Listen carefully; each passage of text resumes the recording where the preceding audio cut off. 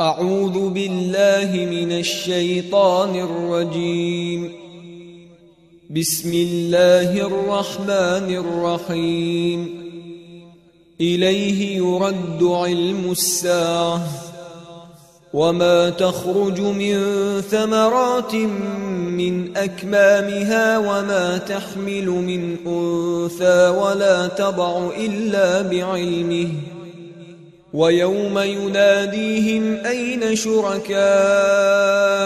قالوا آذناك ما منا من شهيد وضل عنهم ما كانوا يدعون من قبل وظنوا ما لهم من محيص. لا يسأم الإنسان من دعاء الخير وإن مسه الشر فيئوس قنوط.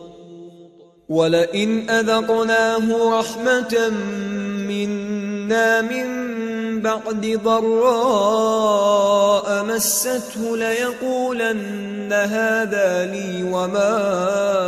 أظن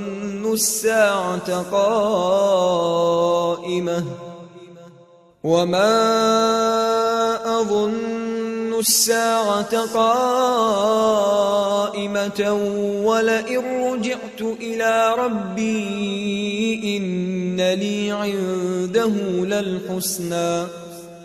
فلننبئن الذين كفروا بما عملوا ولنذيقنهم من عذاب غليظ. وإذا أنعمنا على الإنسان أعرض ونأى بجانبه وإذا مسه الشر فذو دعاء عريض. قل أرأيتم إن كان من عند الله ثم كفرتم به من أضل ممن هو في شقاق بعيد. سنريهم آياتنا في الآفاق وفي أنفسهم حتى يتبين لهم أنه الحق. أولم يكف بربك أنه على كل شيء شهيد. ألا إنهم في مرية من لقاء ربهم ألا إنه بكل شيء محيط. بسم الله الرحمن الرحيم. حميم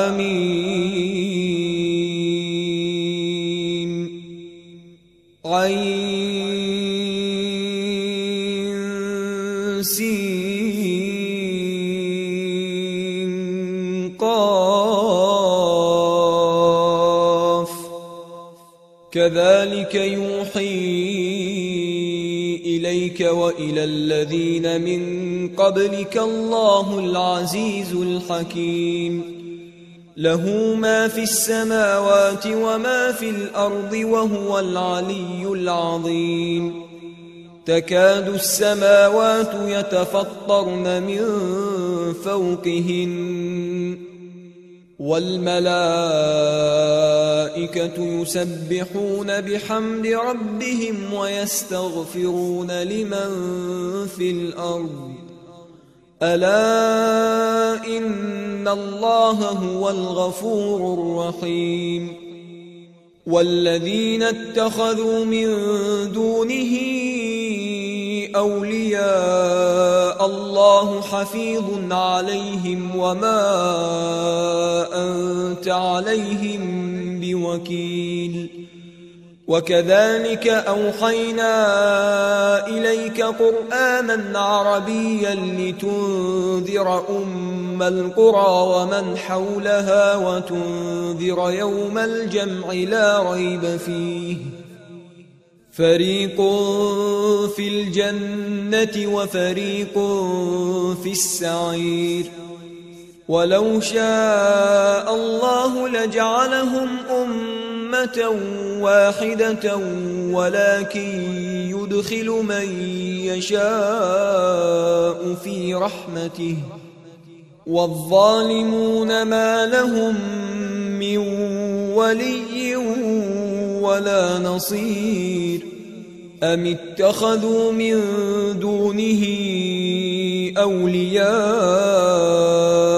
فالله هو الولي وهو يحيي الموتى وهو على كل شيء قدير وما اختلفتم فيه من شيء فحكمه إلى الله ذلكم الله ربي عليه توكلت وإليه أنيب فاطر السماوات والأرض جعل لكم من أنفسكم أزواجا ومن الأنعام أزواجا يذرأكم فيه ليس كمثله شيء وهو السميع البصير له مقاليد السماوات والأرض يبسط الرزق لمن يشاء ويقدر إنه بكل شيء عليم شرع لكم من الدين ما وصى به نوحا والذي أوحينا إليك وما وصينا به إبراهيم وموسى وعيسى أن أقيموا الدين ولا تتفرقوا فيه كبر على المشركين ما تدعوهم إليه الله يجتبي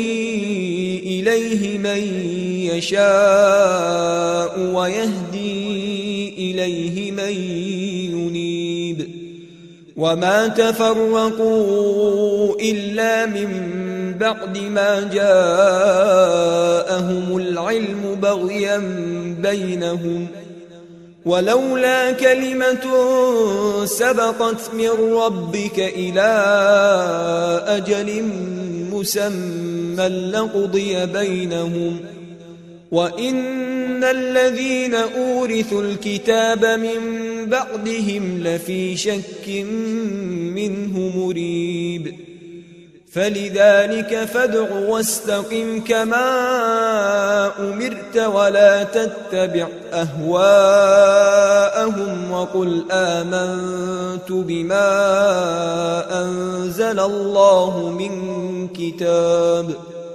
وأمرت لأعدل بينكم الله ربنا وربكم لنا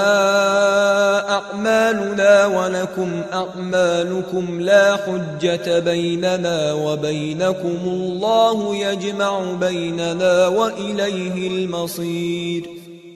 والذين يحاجون في الله من بعد ما استجيب له حجتهم داحضة عند ربهم وعليهم غضب ولهم عذاب شديد الله الذي أنزل الكتاب بالحق والميزان وما يدريك لعل الساعة قريب يستعجل بها الذين لا يؤمنون بها والذين آمنوا مشفقون منها ويعلمون أنها الحق ألا إن الذين يمارون في الساعة لفي ضلال بعيد الله لطيف بعباده يرزق من يشاء وهو القوي العزيز من كان يريد حرث الآخرة نزد له في حرثه ومن كان يريد حرث الدنيا نؤته منها وما له في الآخرة من نصيب أم لهم شركاء شرعوا لهم من الدين ما لم يأذن به الله الله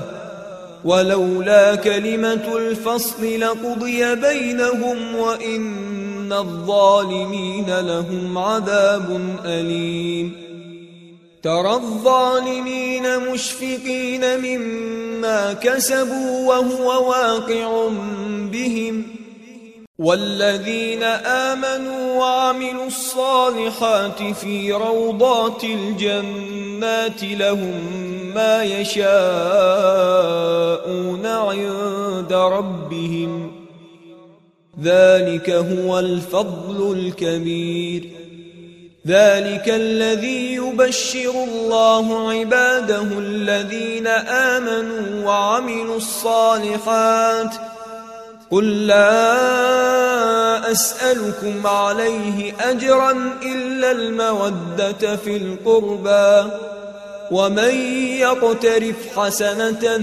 نزد له فيها حسنا إن الله غفور شكور أم يقولون افترى على الله كذبا فإن يشأ الله يختم على قلبك ويمحو الله الباطل ويحق الحق بكلماته إنه عليم بذات الصدور وهو الذي يقبل التوبة عن عباده ويعفو عن السيئات ويعلم ما تفعلون ويستجيب الذين آمنوا وعملوا الصالحات ويزيدهم من فضله والكافرون لهم عذاب شديد ولو بسط الله الرزق لعباده لبغوا في الأرض ولكن ينزل بقدر ما يشاء إنه بعباده خبير بصير وهو الذي ينزل الغيث من بعد ما قنطوا وينشر رحمته وهو الولي الحميد ومن آياته خلق السماوات والأرض وما بث فيهما من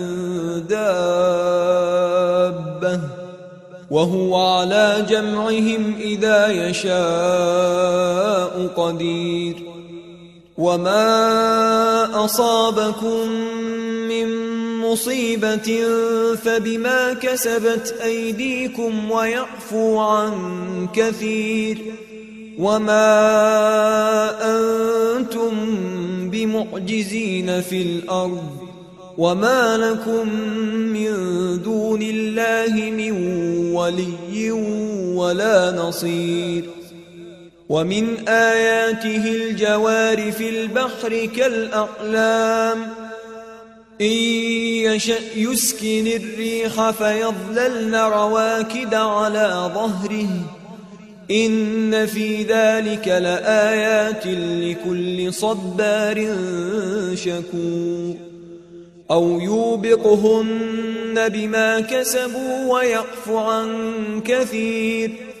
ويعلم الذين يجادلون في آياتنا ما لهم من محيص فما أوتيتم من شيء فمتاع الحياة الدنيا وما عند الله خير وأبقى للذين آمنوا وعلى ربهم يتوكلون والذين يجتنبون كبائر الإثم والفواحش وإذا ما غضبوا هم يغفرون والذين استجابوا لربهم وأقاموا الصلاة وأمرهم شورى بينهم ومما رزقناهم ينفقون والذين إذا أصابهم البغي هم ينتصرون وجزاء سيئة سيئة مثلها فمن عفا وأصلح فأجره على الله إنه لا يحب الظالمين. ولمن انتصر بعد ظلمه فأولئك ما عليهم من سبيل، إنما السبيل على الذين يظلمون الناس ويبغون في الأرض بغير الحق، أولئك لهم عذاب أليم. ولمن صبر وغفر إن ذلك لمن عزم الأمور. ومن يضلل الله فما له من ولي من بعده، وترى الظالمين لما رأوا العذاب يقولون هل إلى مرد من سبيل، وتراهم يعرضون عليها خاشعين من الذل ينظرون من طرف خفي. وقال الذين آمنوا إن الخاسرين الذين خسروا أنفسهم وأهليهم يوم القيامة، ألا إن الظالمين في عذاب مقيم. وما كان لهم من أولياء ينصرونهم من دون الله، ومن يضلل الله فما له من سبيل. استجيبوا لربكم من قبل أن يأتي يوم لا مرد له من الله، ما لكم من ملجأ يومئذ وما لكم من نكير. فإن أعرضوا فما أرسلناك عليهم حفيظا، إن عليك إلا البلاغ، وإنا إذا أذقنا الإنسان منا رحمة فرح بها، وإن تصبهم سيئة بما قدمت أيديهم فإن الإنسان كفور. لله ملك السماوات والأرض، يخلق ما يشاء، يهب لمن يشاء إناثا ويهب لمن يشاء الذكور، أو يزوجهم ذكرانا وإناثا ويجعل من يشاء عقيما، إنه عليم قدير. وما كان لبشر أن يكلمه الله إلا وحيا أو من وراء حجاب أو يرسل رسولا فيوحي بإذنه ما يشاء، إنه علي حكيم. وكذلك أوحينا إليك روحا من أمرنا، ما كنت تدري ما الكتاب ولا الإيمان ولكن جعلناه نورا نهدي به من نشاء من عبادنا، وإنك لتهدي إلى صراط مستقيم، صراط الله الذي له ما في السماوات وما في الأرض، ألا إلى الله تصير الأمور. بسم الله الرحمن الرحيم. حميم والكتاب المبين، إنا جعلناه قرآنا عربيا لعلكم تعقلون. وإنه في أم الكتاب لدينا لعلي حكيم. أفنضرب عنكم الذكر صفحا أن كنتم قوما مسرفين. وكم أرسلنا من نبي في الأولين وما يأتيهم من نبي إلا كانوا به يستهزئون فأهلكنا أشد منهم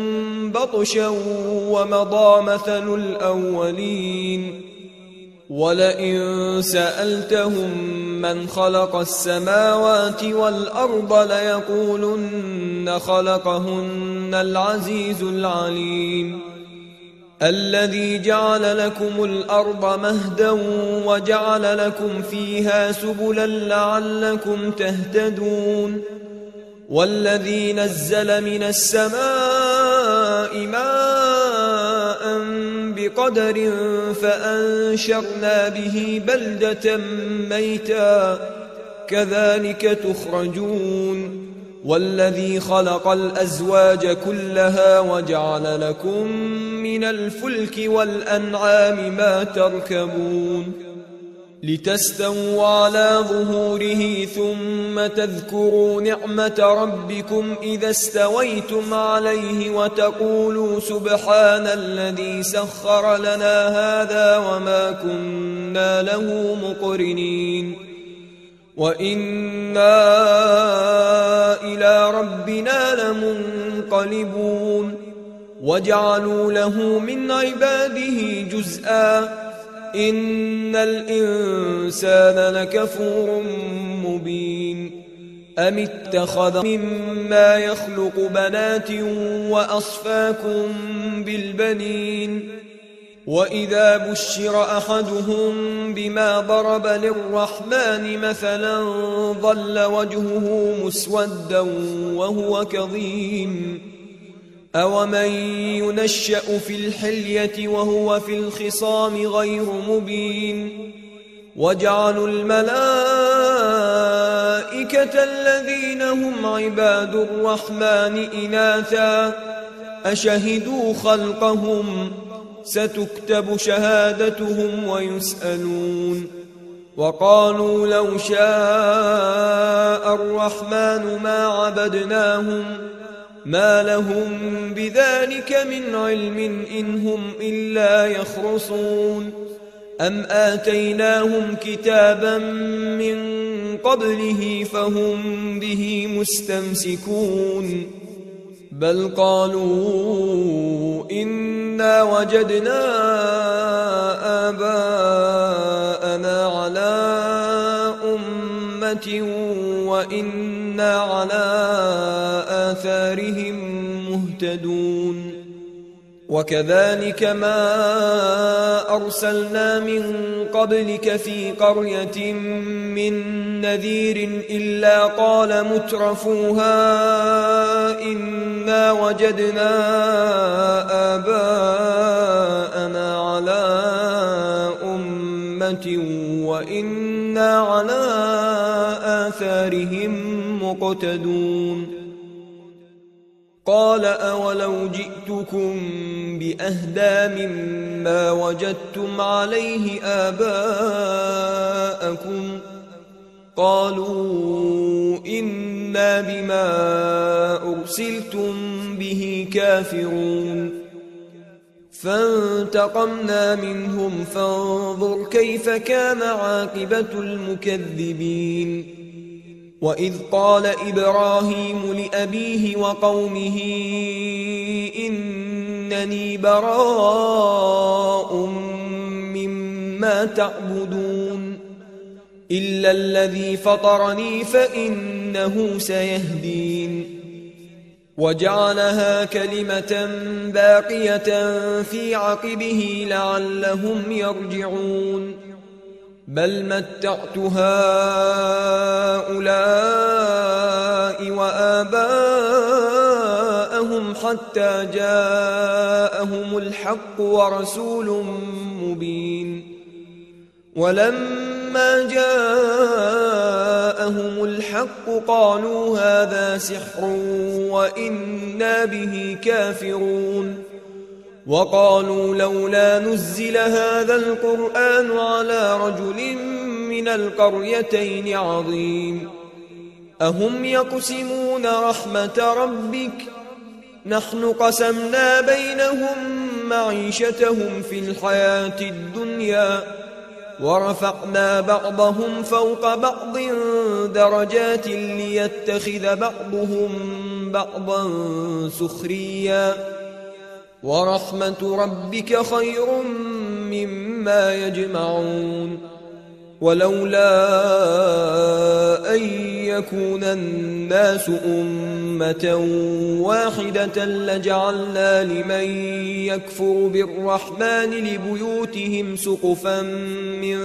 فضة ومعارج عليها يظهرون ولبيوتهم أبوابا وسررا عليها يتكئون وزخرفا وإن كل ذلك لما متاع الحياة الدنيا والآخرة عند ربك للمتقين ومن يعش عن ذكر الرحمن نقيض له شيطانا فهو له قرين وإنهم ليصدونهم عن السبيل ويحسبون أنهم مهتدون حتى إذا جاءنا قال يا ليت بيني وبينك بعد المشرقين فبئس القرين ولن ينفعكم اليوم إذ ظلمتم أنكم في العذاب مشتركون أفأنت تسمع الصم أو تهدي العمي ومن كان في ضلال مبين فإما نذهبن بك فإنا منهم منتقمون أو نرينك الذي وعدناهم فإنا عليهم مقتدرون فاستمسك بالذي أوحي إليك إنك على صراط مستقيم وإنه لذكر لك ولقومك وسوف تسألون واسأل من أرسلنا من قبلك من رسلنا أجعلنا من دون الرحمن آلهة يعبدون ولقد أرسلنا موسى بآياتنا إلى فرعون وملئه فقال إني رسول رب العالمين فلما جاءهم بآياتنا إذا هم منها يضحكون وما نريهم من آية إلا هي أكبر من أختها وأخذناهم بالعذاب لعلهم يرجعون وقالوا يا أيها الساحر ادع لنا ربك بما عهد عندك إننا لمهتدون فلما كشفنا عنهم العذاب إذا هم ينكثون ونادى فرعون في قومه قال يا قوم أليس لي ملك مصر وهذه الأنهار تجري من تحتي أفلا تبصرون أم أنا خير من هذا الذي هو مهين ولا يكاد يبين فلولا ألقي عليه أسورة من ذهب أو جاء معه الملائكة مقترنين فاستخف قومه فأطاعوه إنهم كانوا قوما فاسقين فلما آسفونا انتقمنا منهم فأغرقناهم أجمعين فجعلناهم سلفا ومثلا للآخرين ولما ضرب ابن مريم مثلا إذا قومك منه يصدون وقالوا أآلهتنا خير أم هو ما ضربوه لك إلا جدلا بل هم قوم خصمون إن هو إلا عبد أنعمنا عليه وجعلناه مثلا لبني إسرائيل ولو نشاء لجعلنا منكم ملائكة في الأرض يخلفون وإنه لعلم للساعة فلا تمترن بها واتبعون هذا صراط مستقيم ولا يصدنكم الشيطان إنه لكم عدو مبين ولما جاء عيسى بالبينات قال قد جئتكم بالحكمة ولأبين لكم بعض الذي تختلفون فيه فاتقوا الله وأطيعون إن الله هو ربي وربكم فاعبدوه هذا صراط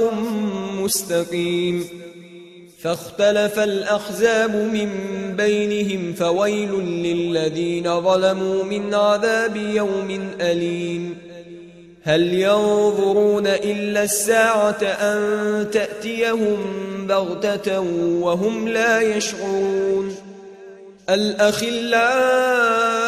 يومئذ بعضهم لبعض عدو إلا المتقين يا عباد لا خوف عليكم اليوم ولا أنتم تحزنون الذين آمنوا بآياتنا وكانوا مسلمين ادخلوا الجنة أنتم وأزواجكم تحبرون يطاف عليهم بصحاف من ذهب وأكواب وفيها ما تشتهيه الأنفس وتلذ الأعين وأنتم فيها خالدون وتلك الجنة التي أورثتموها بما كنتم تعملون لكم فيها فاكهة كثيرة منها تأكلون إن المجرمين في عذاب جهنم خالدون لا يفتر عنهم وهم فيه مبلسون وما ظلمناهم ولكن كانوا هم الظالمين ونادوا يا مالك ليقض علينا ربك قال إنكم ماكثون لقد جئناكم بالحق ولكن أكثركم للحق كارهون أم أبرموا أمرا فإنا مبرمون أم يحسبون أنا لا نسمع سرهم ونجواهم بلى ورسلنا لديهم يكتبون قل إن كان للرحمن ولد فأنا أول العابدين سبحان رب السماوات والأرض رب العرش عما يصفون فذرهم يخوضوا ويلعبوا حتى يلاقوا يومهم الذي يوعدون وهو الذي في السماء إله وفي الأرض إله وهو الحكيم العليم وتبارك الذي له ملك السماوات والأرض وما بينهما وعنده علم الساعة وإليه ترجعون ولا يملك الذين يدعون من دونه الشفاعة إلا من شهد بالحق وهم يعلمون ولئن سألتهم من خلقهم ليقولن الله فأنى يؤفكون وقيله يا رب إن هؤلاء قوم لا يؤمنون فاصفح عنهم وقل سلام فسوف يعلمون بسم الله الرحمن الرحيم حميم والكتاب المبين إنا أنزلناه في ليلة مباركة إنا كنا منذرين فيها يفرق كل أمر حكيم أمرا من عندنا إنا كنا مرسلين رحمة من ربك إنه هو السميع العليم رب السماوات والأرض وما بينهما إن كنتم موقنين لا إله إلا هو يحيي ويميت ربكم ورب آبائكم الأولين بل هم في شك يلعبون فارتقب يوم تأتي السماء بدخان مبين يغشى الناس هذا عذاب أليم ربنا اكشف عنا العذاب إنا مؤمنون أنى لهم الذكرى وقد جاءهم رسول مبين ثم تولوا عنه وقالوا معلم مجنون إنا كاشف العذاب قليلا إنكم عائدون يوم نبطش البطشة الكبرى إنا منتقمون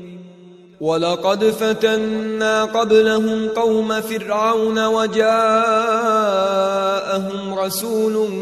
كريم أن أدوا إلي عباد الله إني لكم رسول أمين وألا تعلوا على الله إني آتيكم بسلطان مبين وإني عذت بربي وربكم أن ترجمون وإن لم تؤمنوا لي فاعتزلون فدعا ربه أن هؤلاء قوم مجرمون فأسر بعبادي ليلا إنكم متبعون واترك البحر رهوا إنهم جند مغرقون كم تركوا من جنات وعيون وزروع ومقام كريم ونعمة كانوا فيها فاكهين كذلك وأورثناها قوما آخرين فما بكت عليهم السماء والأرض وما كانوا منظرين ولقد نجينا بني إسرائيل من العذاب المهين من فرعون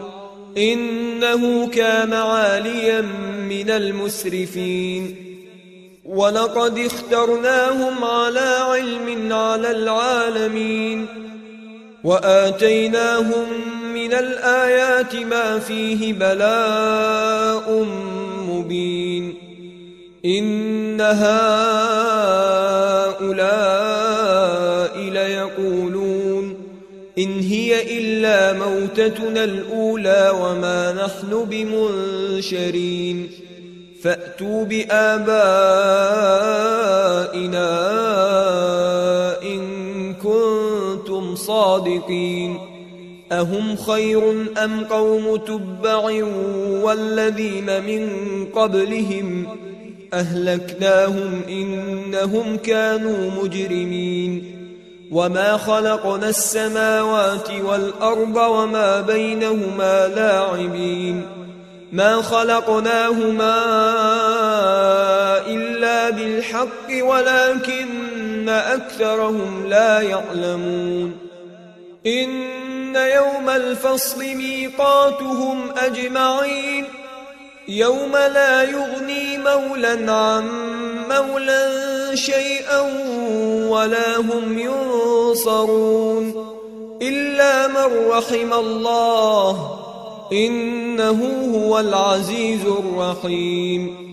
إن شجرة الزقوم طعام الأثيم كالمهل يغلي في البطون كغلي الحميم خذوه فاعتلوه إلى سواء الجحيم ثم صبوا فوق رأسه من عذاب الحميم ذق إنك أنت العزيز الكريم إن هذا ما كنتم به تمترون إن المتقين في مقام أمين في جنات وعيون يلبسون من سندس واستبرق متقابلين كذلك وزوجناهم بحور عين يدعون فيها بكل فاكهة آمنين لا يذوقون فيها الموت إلا الموتة الأولى ووقاهم عذاب الجحيم فضلا من ربك ذلك هو الفوز العظيم فإنما يسرناه بلسانك لعلهم يتذكرون فارتقب إنهم مرتقبون بسم الله الرحمن الرحيم حميم تنزيل الكتاب من الله العزيز الحكيم إن في السماوات والأرض لآيات للمؤمنين وفي خلقكم وما يبث من دابة آيات لقوم يوقنون واختلاف الليل والنهار وما أنزل الله من السماء من رزق فأحيا به الأرض بعد موتها وتصريف الرياح آيات لقوم يعقلون تلك آيات الله نتلوها عليك بالحق فبأي حديث بعد الله وآياته يؤمنون ويل لكل أفاك أثيم يسمع آيات الله تتلى عليه ثم يصر مستكبرا كأن لم يسمعها فبشره بعذاب أليم وإذا علم من آياتنا شيئا اتخذها هزوا أولئك لهم عذاب مهين من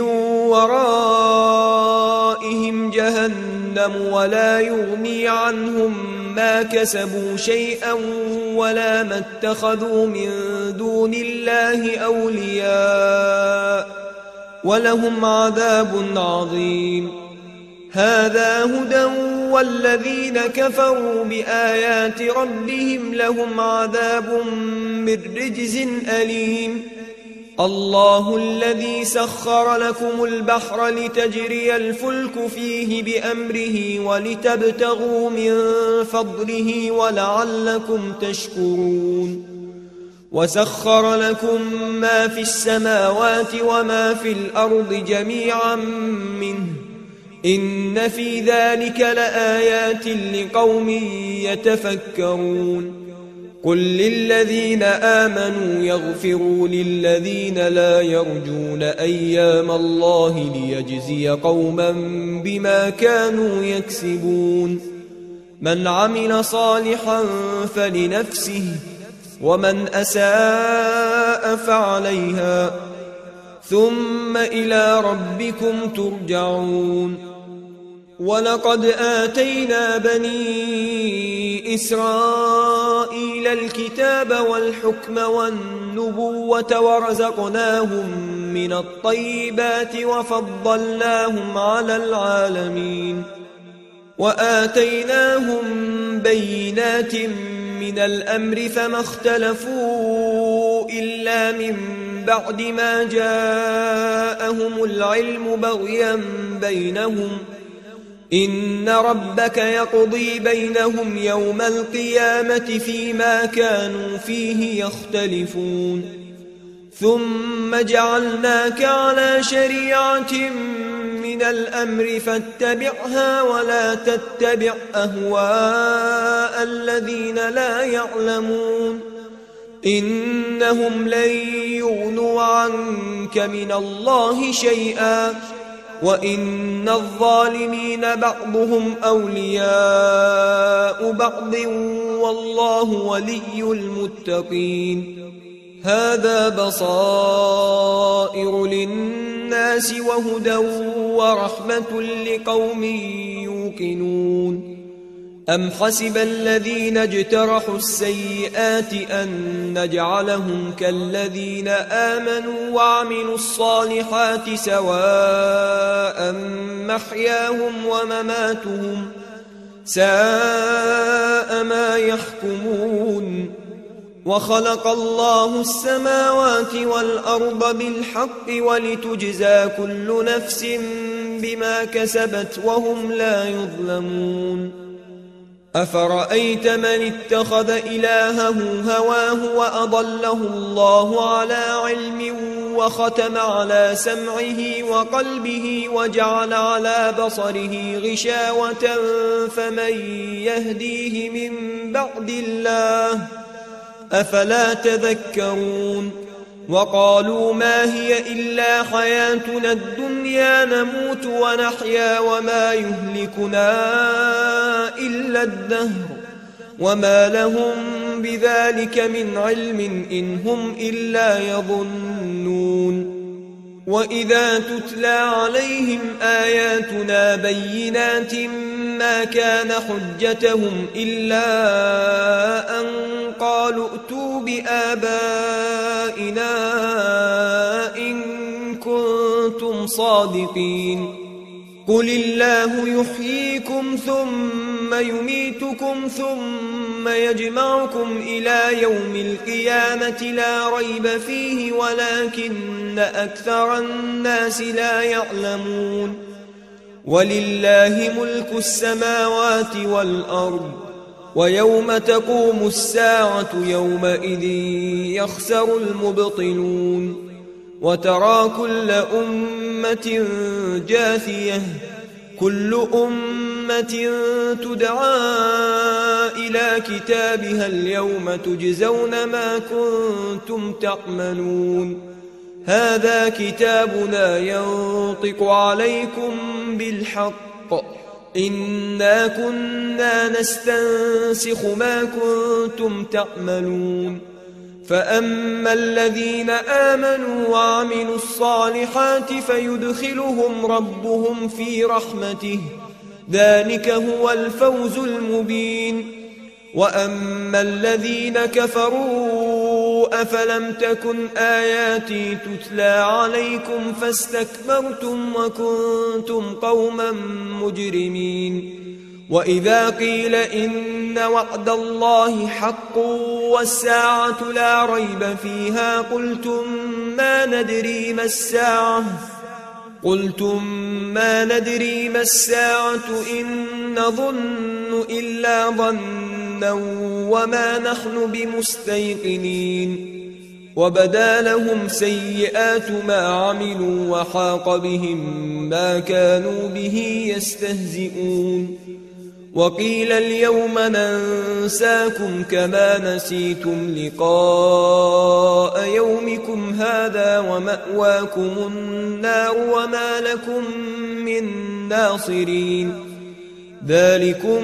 بأنكم اتخذتم آيات الله هزوا وغرتكم الحياة الدنيا فاليوم لا يخرجون منها ولا هم يستعتبون فلله الحمد رب السماوات ورب الأرض رب العالمين وله الكبرياء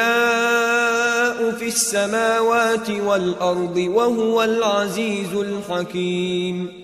صدق الله العظيم